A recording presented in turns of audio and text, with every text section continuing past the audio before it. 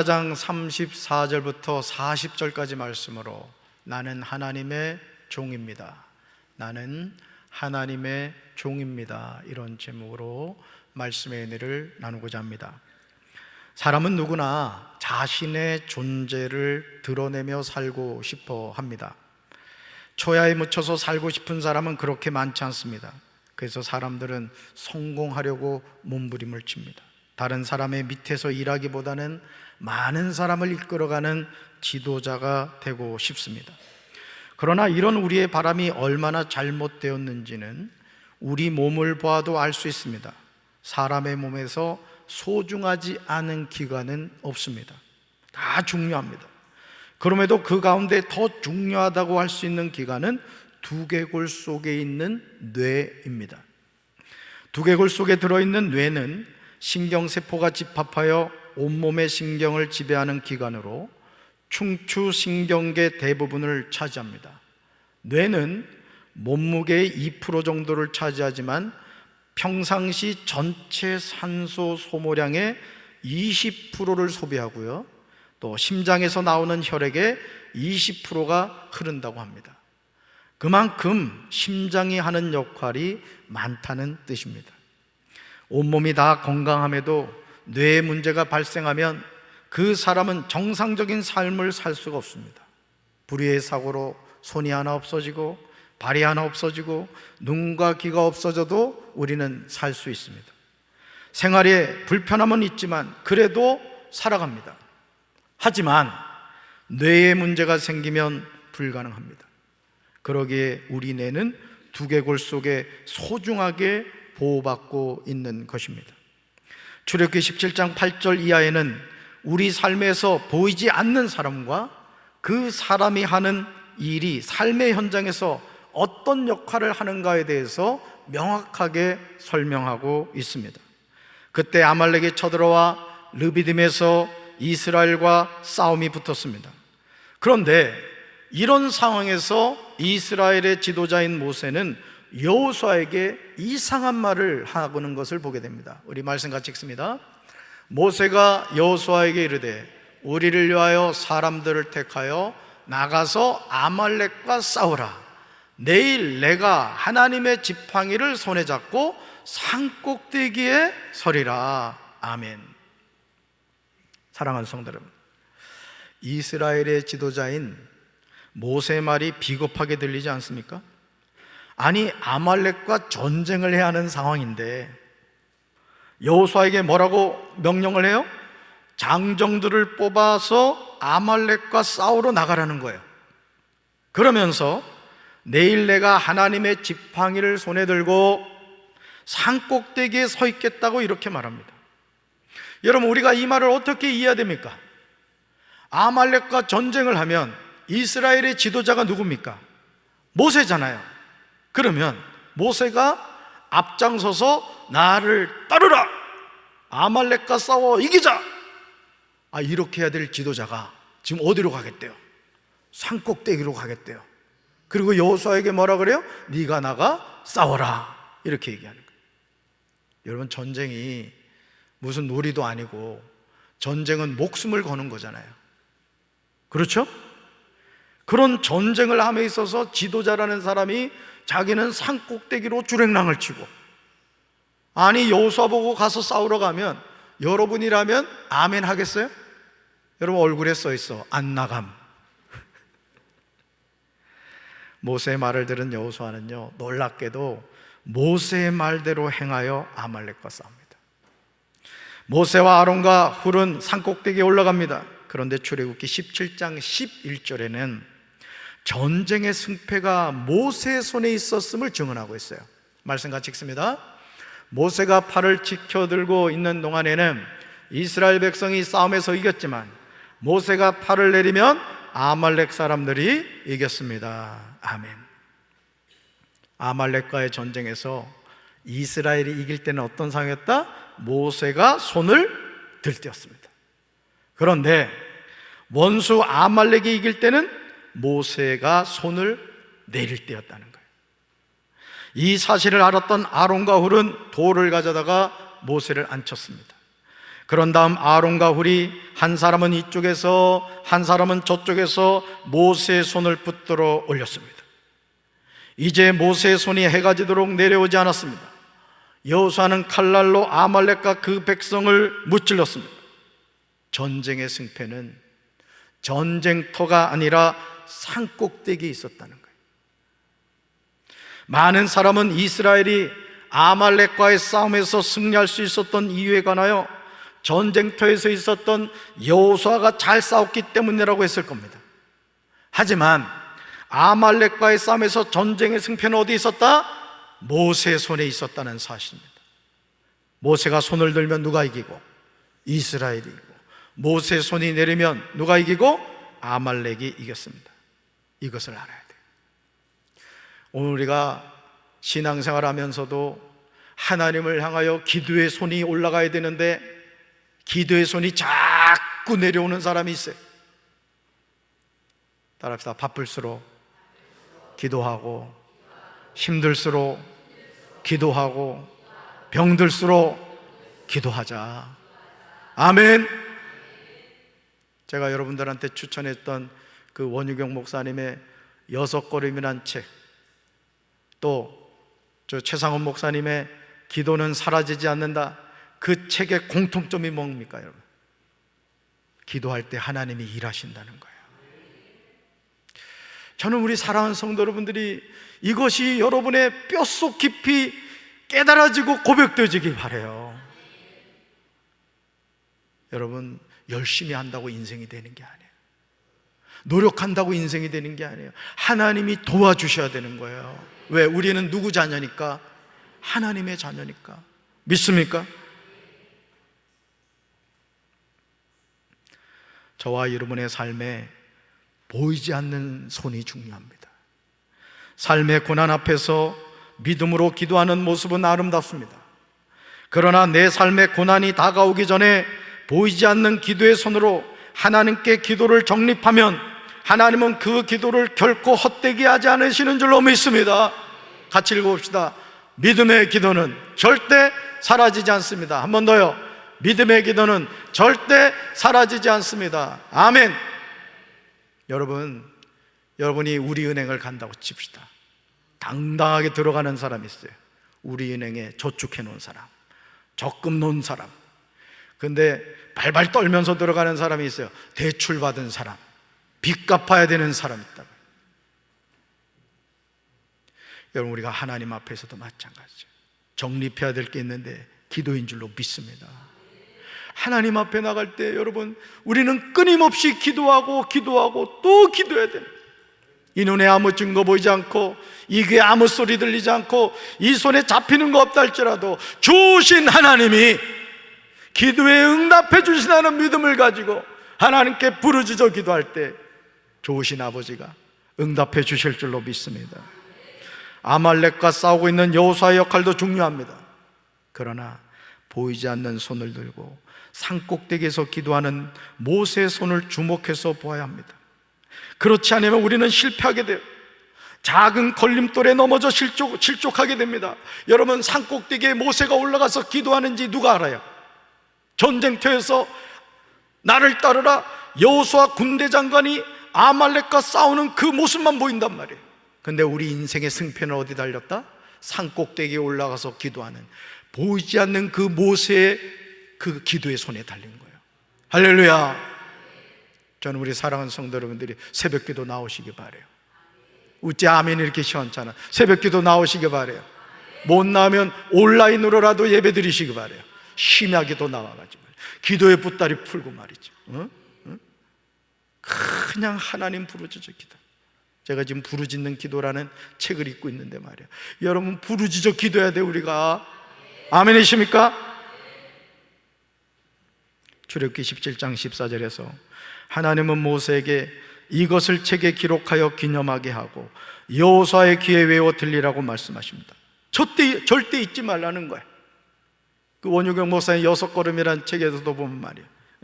온누리교회에서 이제 사역을 할 때 얘기해요. SN 청년회라고 있더라는 거예요. 근데 가보니까 거의 패배의식에 사로잡혀가지고 73명인가 모이더래요.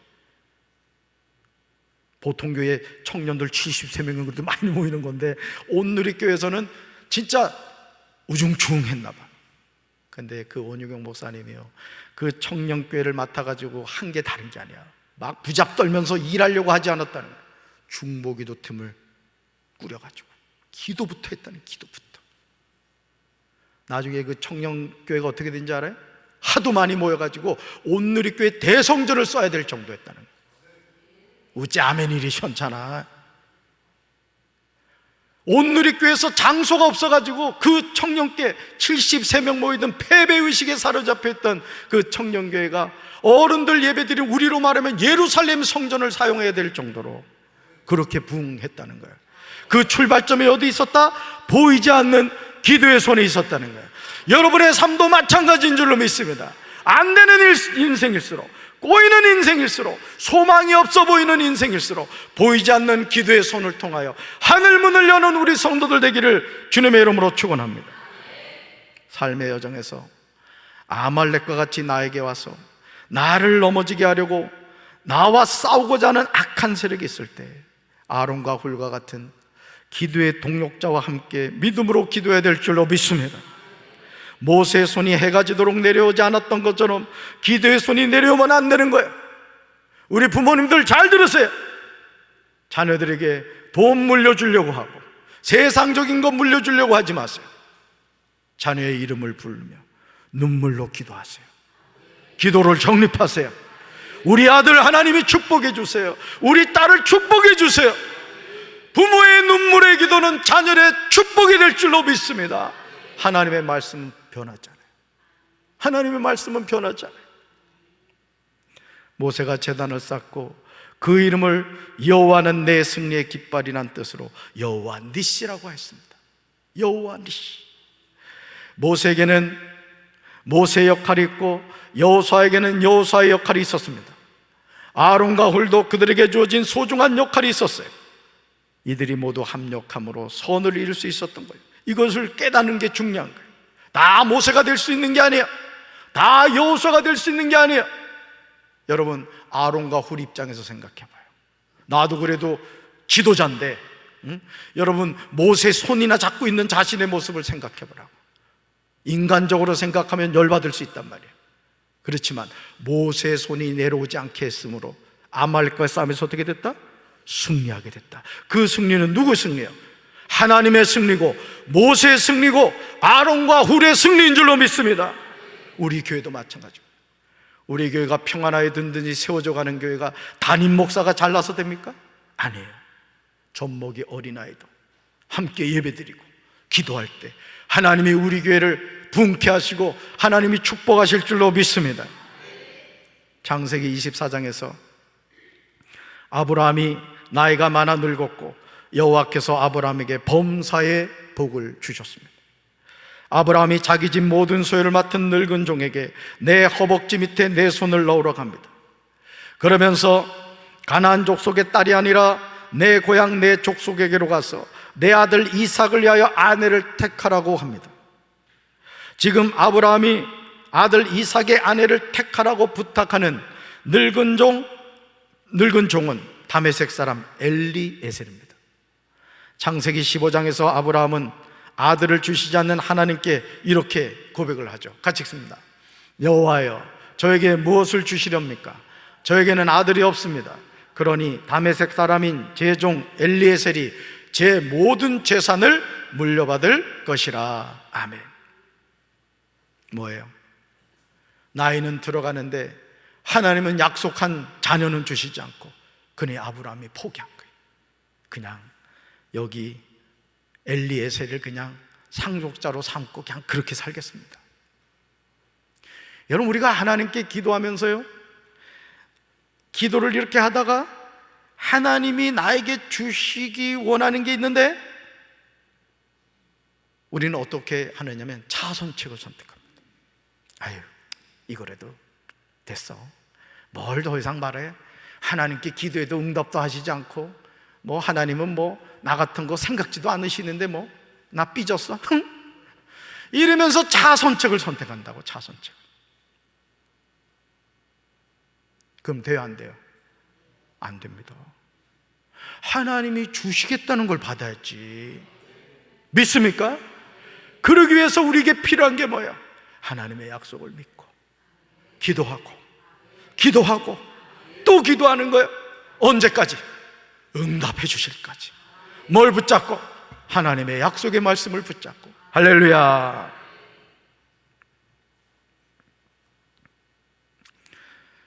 아브라함에게 있어서 엘리에셀은 단순히 종이 아니었습니다. 여러분, 아브라함이 하나님께 그 사람이 내 상속자가 아니라 내 몸에서 날 자가 내 상속자가 되려고 분명히 말씀하셨어요. 그러니까 하나님은 우리가 하나님이 주시기 원하는 것이 아닌 다른 차선책을 기뻐하신다, 기뻐하시지 않는다? 기뻐하시지 않는다. 내가 주겠다는 거 받아. 내가 복 주겠다는 복 받아. 믿습니까? 그래서 인내의 기도가 필요한 거예요. 하나님의 약속은 쉽게 이루어지는 것 같지만은 그렇지 않습니다. 우리가 그 하나님의 약속의 말씀을 믿고 인내하며 부르짖어 기도할 때 하나님이 하늘문을 여시고 응답해 주실 줄로 믿습니다. 여러분, 자녀도 결혼해가지고 애 가지면은 10달 돼서 나와야 돼. 가끔 그 불효하는 자녀들은 막 7달 만에 나오고 8달 만에 나오고 그런다. 다 때가 있는 거예요. 하나님의 때가 있는 거예요. 우리는 그 때를 알지 못하지만 하나님은 약속하신 것을 반드시 이루시는 줄로 믿습니다. 아브라함이 엘리에셀을 자신의 상속자로 삼으려고 할 정도로 마음을 썼던 사람이에요. 아마 엘리에셀도 아브라함의 이런 마음을 너무도 잘 알고 있었을 겁니다. 이제 주인 아브라함이 맡긴 사명을 가지고 아브라함의 고향을 향하여 가고 있는 엘리에셀을 보시기 바랍니다. 그에게는 하나님의 언약을 성취하는 너무도 막중한 사명이 주어졌습니다. 바로 그것이 아브라함의 아들 이삭의 아내를 택하는 일이었습니다. 종인 엘리에셀은 적지 않은 시간이 지나서 메소포타미아로 가서 나홀의 성에 도착하였습니다. 창세기 24장 12절에서 아브라함의 늙은 종 엘리에셀의 기도가 나와요. 말씀 같이 봅니다. 그가 이르되 우리 주인 아브라함의 하나님 여호와여, 원하건대 오늘 나에게 순조롭게 만나게 하사 내 주인 아브라함에게 은혜를 베푸시옵소서. 아멘. 뭐라고 기도해요? 우리 주인 아브라함의 하나님 여호와여, 내 주인 아브라함에게 뭘 베푸시옵소서? 은혜를 베푸시옵소서. 사랑하는 성도 여러분, 아브라함의 늙은 종 엘리에셀의 기도가 감동적이지 않습니까? 출애굽기 17장 11절에서 모세가 손을 들고 기도하듯이 엘리에셀은 아브라함의 하나님 여호와께 원하건대 오늘 나에게 순조롭게 만나게 해달라고 간절하게 기도합니다. 내 주인 아브라함에게 은혜를 베풀어 달라고 간구합니다. 저는 우리 사랑하는 성도 여러분들이 인생의 어떤 고난을 경험한다 할지라도, 인생에 어떤 막힘이 있다 할지라도 하나님께 믿음으로 기도하는 우리 성도들 되길 주님의 이름으로 축원합니다. 창세기 24장 13절과 14절에는요 늙은 종 엘리에셀의 구체적인 기도가 나와요. 우리가 기도를 어떻게 해야 되는지 알 수 있어요. 말씀 같이 읽습니다. 성중 사람의 딸들이 물 기르러 나오겠사오니 내가 우물 곁에 서 있다가 한 소녀에게 이르기를 청하건대 너는 물동이를 기울여 나로 마시게 하라 하리니 그의 대답이 마시라, 내가 당신의 낙타에게도 마시게 하리라 하면 그는 주께서 주의 종 이삭을 위하여 정하신 자라. 이로 말미암아 주께서 내 주인에게 은혜 베푸심을 내가 알겠나이다. 아멘. 사랑하는 성도 여러분, 아브라함의 늙은 종인 엘리에셀의 기도가 얼마나 구체적입니까? 마치 그림을 그리듯이 명료하게 기도하고 있어요. 조영기 목사님이 이것을 4천의 영적 세계라고 말했어요. 여러분, 우리가 하나님 앞에 기도할 때 여러분 건물을 지면 가장 먼저 뭐래요? 설계도를 그린단 말이에요. 따릅시다. 기도는 영적 설계도가 되어야 됩니다. 아멘. 여러분, 설계도 안에는요 전선을 어떻게 깔아야 되고 철근을 어떻게 써야 되고 이게 설계도 안에 다 들어가는 거예요. 이번에 그 GS건설에서 말이지, 아니 벼룩이 간을 빼먹지. 아니 철근 그거 얼마나 한다고? 철근을 빼먹어가지고 2천억인가? 그 아마 아파트 단지가 그 1000몇 세대인데 2천억 정도면 다 다 질 수 있다는 거야. 근데 이 부실공사가 돼가지고요, 그거 부시고 다시 짓고 하는데 2종가 들어간대. 2종가. 여러분, 우리 인생도 마찬가지예요. 부실공사하지 말고 기도의 설계도 잘 그려서 하나님께 응답받는 우리 성도들 되길 주님의 이름으로 축원합니다. 창세기 24장 11절을 주목해서 살펴보시면 아브라함의 종 엘리에셀이 자신의 낙타를 성박 우물 곁에 꿀렸는데 저녁됐습니다. 여인들이 물을 기르러 나올 때였습니다. 너무 낯선 땅 메소포타미아 나홀성에 도착했습니다. 그런데 도착한 때가 언제였다? 저녁 때였습니다. 그럼에도 엘리에셀은 전혀 조급해하지 않았습니다.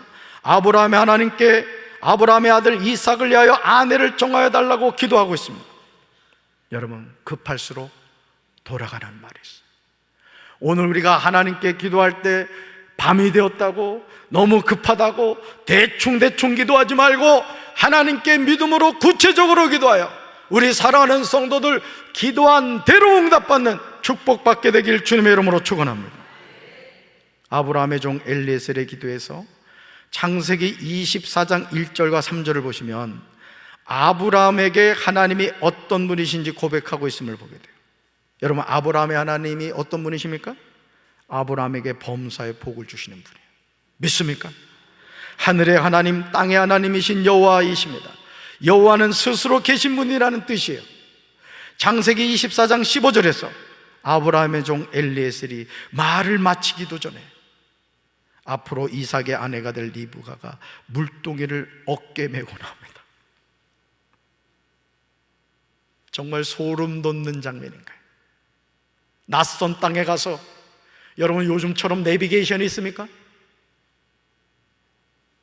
그 먼 곳을 여행을 갔는데 도착한 게 저녁이요. 저녁이면 뭐 해야 돼요? 들어가 자야 되잖아. 아니, 그러면 어디서 그 아브라함의 며느리를 구할 거냐고. 자, 그 순간 뭐 했다? 기도했다는 거예요. 구체적으로 기도했다는 거예요. 그랬더니 누가 짱 등장했다? 리브가가 등장하는데, 그녀는 아브라함의 동생 나홀의 아내 밀가의 아들 부두엘의 딸이었습니다. 여러분, 하나님 살아계신 줄로 믿습니다. 엘리에셀이요, 창세기 24장 14절에서 하나님께 기도한 그대로 행동하는 것을 보게 됩니다. 사랑하는 성도 여러분, 아브라함의 고향 족속에게 가서 아브라함의 아들 이삭을 위하여 아내를 택한다는 것이 쉽습니까? 그런데 메소포타미아 나홀성에 도착했는데 가장 먼저 나온 한 소녀가 아브라함의 동생 나홀의 아내 밀가의 아들 부두엘의 딸이었습니다. 창세기 24장 27절에서 엘리에셀은 감격하여 고백합니다. 하나님은 엘리에셀의 기도대로 아브라함에게 은혜를 베푸셨어요. 저는 우리 사랑하는 성도 여러분들이 하나님께 믿음으로 기도한 대로 하나님이 응답해 주시길 주님의 이름으로 축원합니다. 우리 말씀 같이 볼까요? 이르되 나의 주인 아브라함의 하나님 여호와를 찬송하나이다. 나의 주인에게 주의 사랑과 성실을 그치지 아니하셨사오며 여호와께서 길에서 나를 인도하사 내 주인의 동생 집에 이르게 하셨나이다 하니라. 아멘. 나의 주인 아브라함의 하나님 여호와를 찬송하나이다. 아브라함의 종 엘리에셀의 감격스러운 고백이 놀랍지 않습니까? 엘리에셀은 자기 주인 아브라함의 삶에서 역사하신 하나님을 보았던 거예요. 나의 주인 아브라함에게 주의 사랑과 성실을 그치지 아니함도 보았던 거예요. 여호와께서 길에서 자신을 인도하사 아브라함의 동생 집에 이르게 하심도 알았던 겁니다. 얼마나 감동적입니까? 이 하나님이 누구 하나님입니까? 나의 하나님인 줄로 믿습니다. 나의 하나님인 줄로 믿습니다. 우리가 하나님을 찾고 찾으면 그 하나님을 만나게 될 줄로 믿습니다. 그래서 우리 부모님들이 자녀들을 위해서 절대 해야 될 일이 뭡니까? 기도를 정립해 주십시오. 기도를 정립해 주십시오. 구체적으로. 무엇보다 감동적인 사실은요, 창세기 24장 34절에 나오는 내용이에요. 같이 읽습니다. 그가 이르되 나는 아브라함의 종이니이다. 아멘. 사랑하는 성도 여러분, 아브라함이 아들을 낳지 못했을 때 엘리에셀을 자신의 상속자로 삼으려고 하였습니다. 그럴 정도로 아브라함은 엘리에셀에 관하여 각별한 마음을 가지고 있었습니다. 그러나 엘리에셀은 자신의 위치를 놓치지 않았습니다. 자신의 신분이 무엇인지 잊지 않았어요. 나는 아브라함의 종입니다. 나는 아브라함의 종입니다. 창세기 24장 35절부터 엘리에셀은 자신의 주인인 아브라함이 자신에게 전하여 주었던 말을 하나도 놓치지 않고 그대로 라반과 부두엘에게 전하는 것을 보게 됩니다. 우리는 엘리에셀이 라반에게 전하는 내용을 보면서 그가 얼마나 신실한 사람인지 알 수 있습니다. 이것이 종으로서 감당해야 되는 사명이에요. 저와 여러분은 하나님의 부름받은 종인 줄로 믿습니다. 주님이 주신 사명이 있다고요. 이 사명을 우리가 감당해야 될 줄로 믿습니다. 고린도전서 4장 2절에서 바울은 주님의 종인 우리에게 이렇게 권면하고 있어요. 같이 읽습니다. 그리고 맡은 자들에게 구할 것은 충성이니라. 한 번 더요. 그리고 맡은 자들에게 구할 것은 충성이니라. 아멘. 나는 아브라함의 종입니다. 엘리에셀이 고백한 것처럼 우리도 고백해야 될 줄로 믿습니다. 고백합시다. 주님, 제가 하나님의 종입니다. 한 번 더요. 주님, 제가 하나님의 종입니다. 아멘. 엘리에셀이 아브라함의 명령대로 자신에게 주어진 사명을 감당한 것처럼 저와 여러분도 하나님의 종으로서 맡겨진 사명을 믿음으로 잘 감당해야 될 줄로 믿습니다. 그것이 전쟁터에 나가 있는 여호수아의 역할일 수 있고, 저 산꼭대기에 올라가 손을 들고 있는 모세의 역할일 수도 있고, 모세의 두 손을 잡았던 아론과 훌의 역할일 수 있습니다. 보이지 않는 곳에서 아무도 알아주지 않지만 하나님의 부르심을 알고 그 부르심에 순종할 때 하나님이 동일하게 축복해 주실 줄로 믿습니다. 저는 우리 사랑하는 성도 여러분들이 하나님 앞에 섰을 때 착하고 충성된 종이라 칭찬 듣고 하나님의 상급 받게 되길 주님의 이름으로 축원합니다. 주님의 이름으로 축원합니다. 하나님의 종으로 맡겨진 사명이 있음을 아셔야 돼요. 그리고 그 사명을 믿음으로 감당하셔야 됩니다. 이것이 사명자의 바른 삶입니다.